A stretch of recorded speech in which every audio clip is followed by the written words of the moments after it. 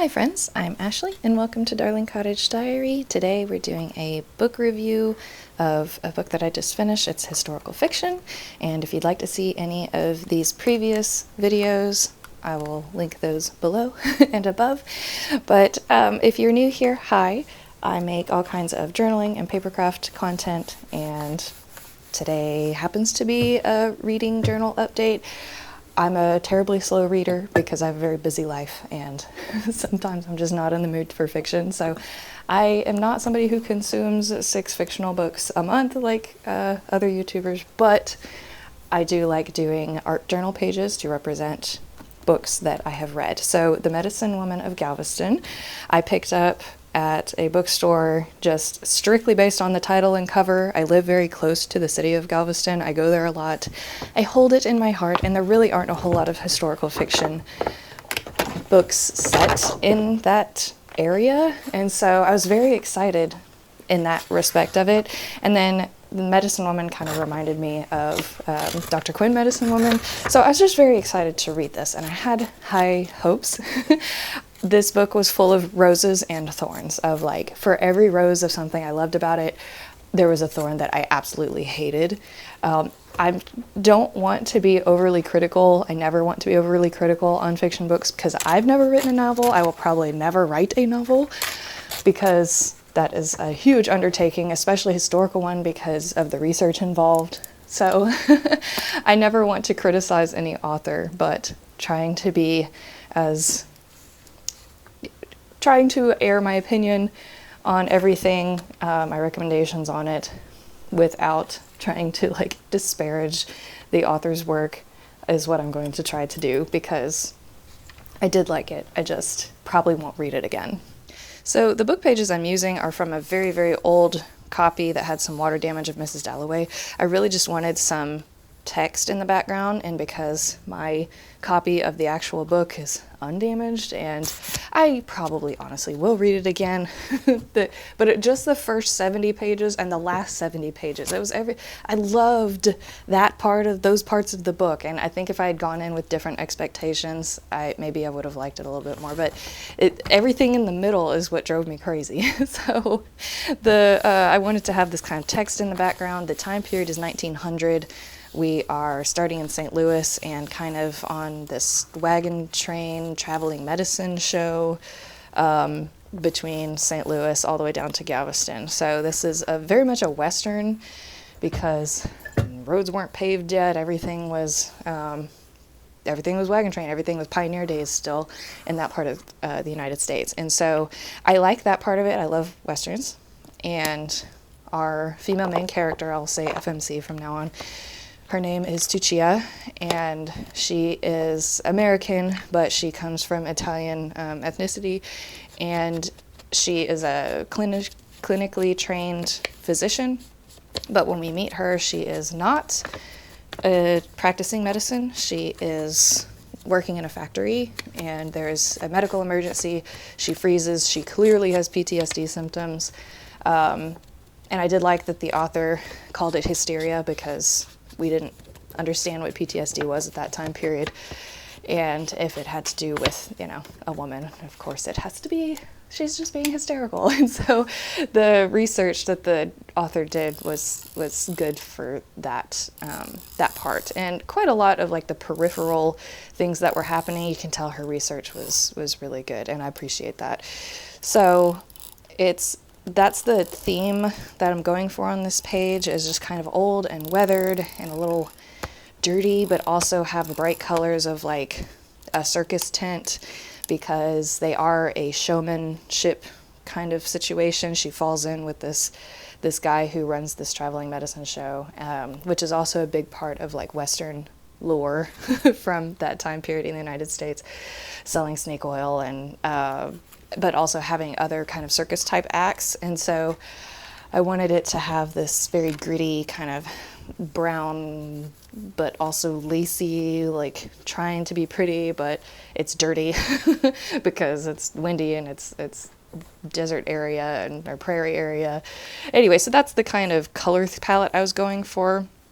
this little blue piece is a design that I made for Ephemera Club a few months ago. And if you don't know what that is, it's a monthly subscription support, and I make digital ephemera. I make happy mail to send out to people who support me, and every theme changes. Every month the theme changes. Eventually I'll get my act together and put some of these, the ones that I make more than just the vintage pieces I find, on my shop website. But yeah, my life is not together yet for that.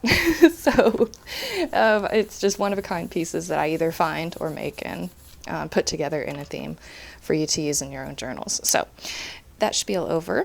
So the kind of color palette was like kind of jewel tones, but also just pops of jewel tone colors with the neutral tone, earth tone background because of the scene of the book. So obviously I'm going to try very hard to not give you spoilers, but to give you something of a broad synopsis. She's on this wagon train. She is basically offering legitimacy to this medicine show for the law's sake, even though she is struggling to practice medicine at all without having these massive like PTSD flashbacks and freezing episodes. And she's got a pretty traumatic backstory when it comes to that for multiple reasons. She is also a single mom, which I love because I'm in the same boat, and she is obviously, an academic. She's a go-getter. She's entrepreneurial in some senses, not as much as I would like to see. I particularly like historical fiction with entrepreneurial FNCs, but I like them to be accurate is the wrong word. I like them to be believable in the time period. And I also would rather read historical fiction that is so well researched that all of the characters behave and think in that time period. I've seen this issue. I've rage quit many historical fictions the last 4 years because the authors feel like, or the ones that I've picked up have felt like they have to insert their modern personal opinions into the thoughts of certain characters.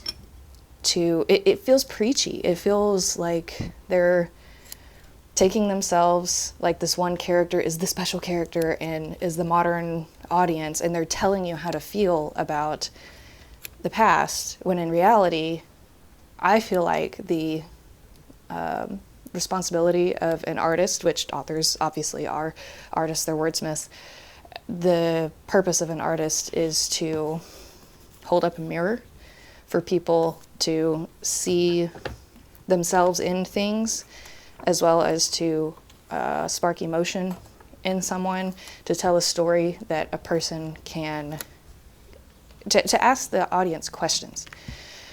And I felt like I have just been told what to think in several historical fictions. I have rage quit the Tattooist of Auschwitz. I have rage quit a couple of other books for the reason of, this is obviously, especially if it's a male character being written by a female character, a struggle, because they don't get enough input from men while they're writing. If you're going to write from the perspective of the opposite sex, you really need to, I feel like, talk to and put yourself in the perspective of the opposite gender. And so that's another little thing that I kind of struggled with, not nearly as much in this book as other books. I think this author did really well on that part. Anyway, so we have her, and she's a fantastic mom, and I love that part of her. She is fiercely protective of her son, and I am so guilty of similarly being protective of my sons and then being overly protective and needing like my boyfriend or somebody else to remind me that they're growing up, they need to, assess danger, they need to do things to properly grow up. I can't protect them forever, and they're getting older, and she struggles with that, and I really appreciated that, because I don't know if she is a mother, but it is a very mommy thing to do. And so I liked seeing that. So as we progress through the traveling show, we learn about the other characters. The peripheral characters are fantastic. I hated the villain. He's kind of insufferable. And I usually like villains, because villains tend to be the planners, and they seem to have more forethought than the average hero that has improved over the last 30, 40 years in fiction, I think. But there were a lot of things about him that just, people like him annoy me. So I wasn't crazy about the villain, and there were parts of her that I really liked, of the things she was working through and being a mom, and she genuinely has a good heart. You know, I liked all that about her, but parts of her also enraged me, because she is quite indignant about a lot of things throughout the journey and throughout the story, but she's a coward in a lot of ways. And I struggle with that, especially from main characters.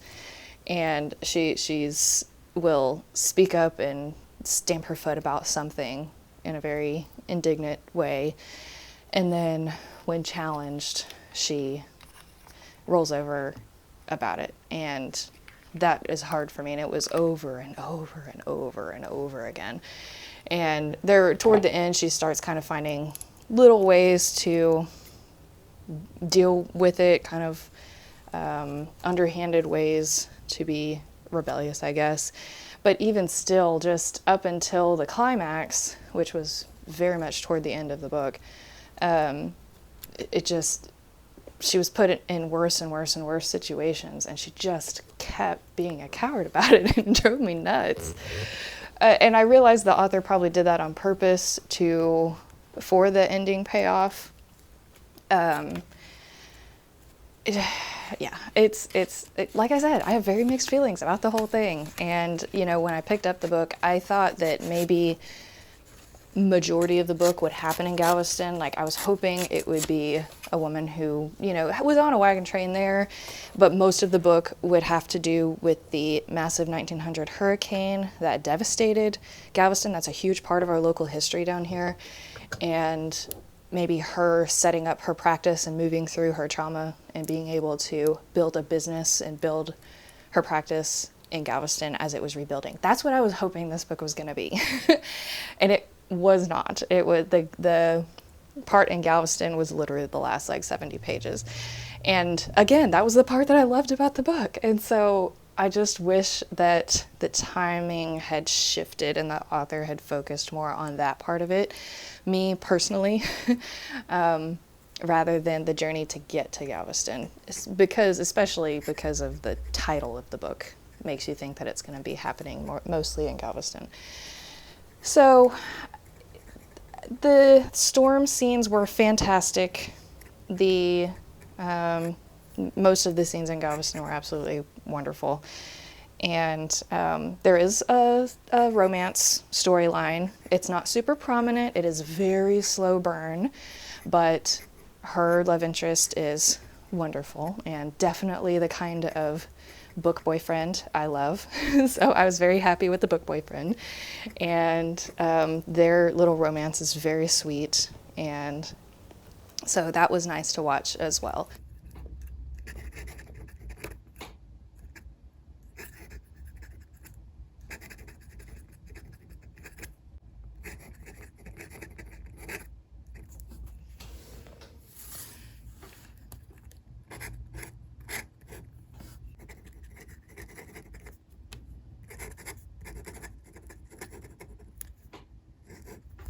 So if you like books that focus on a journey somewhere rather than, I mean, all life is a journey, right? But like physically moving from one place to another, if you like that kind of transient story, you'll probably like it. And if you are big into medicine show, folklore, or circus characters, or Misfits, it's very much like Island of Misfit Toys, Wagon Train of Misfit Toys. If you like female characters working through trauma, if you like a quiet, strong, brooding love interest, if you like little man syndrome villains, you'll like this book. You will enjoy it. And the pace at the beginning and the end is very quick. The pace in the middle is moderate to slow. So it's definitely one that you can pick up and put down over the course of a certain period of time. It's probably not going to compel you to read it in a single weekend. It just depends on the kind of pace that you like.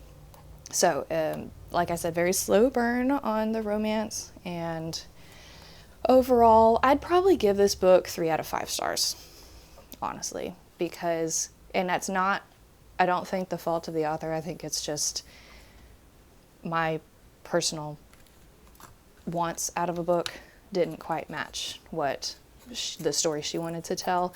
My only genuine complaint that I didn't like at all was the insertion of modern perspectives and modern opinions about various issues so blatantly, like the opinions of the author on modern issues being projected through the past, because it really took me out of the book. And I'm a relatively smart person. I'm pretty good at drawing my own conclusions, and I don't like being told what to do. So, but that's the only thing that I honestly struggled with. The rest of it, I did think it was a good book, and it was obviously a labor of love because the characters and the time period were very well researched. The location was well researched. It was really cool to read about all these streets in Galveston of things that had happened that I have driven and walked on. So, yeah, take with it what you will. I did enjoy reading it. Now I'm struggling to figure out if I want to read a classic like The Picture of Dorian Gray or Tenant of Wildfell Hall. Like, I don't know if I want to read one of those classics that somehow I have not read yet, or if I want to read a book like I Am Legend, or like something spooky and a male main character, because I really like to kind of flip-flop on the perspectives of different books that I read. I'm a little burnt out on historical fiction right now because of the things that I've already talked about. I'm kind of scared to take the jump to try another one. So anyway, if any of those that I just mentioned sound good and you want to vote for them, if you'd like to see me read those and then do art pages about them, please put that in the comments, because those are the ones that I'm legitimately in between. There's another one that's a modern one, and I think it's a fantasy dark romance, that is The Shadows Between Us. That was recommended to me by somebody, so that's I was told it's a Slytherin romance, so, and being part of that house, I'm excited to try that, but also I'm kind of scared, like I said, to read something that has been published recently. So yeah, if you want to vote on any of those, go ahead and put them in the comments, and if you make it to the end, please leave me the wave emoji if you like the right hand page with the villains, the male face and the ink splatter and all of that with the cons, and a little test tube if you like the left side that has her stickers and her little son that she's trying to protect in his egg, and all of the pros of that I wrote down of the book. So thank you so much for being here. Please like and subscribe if you'd like to see this kind of content from me in the future. And as always, have a good week. Can't wait to see y'all next week. Bye.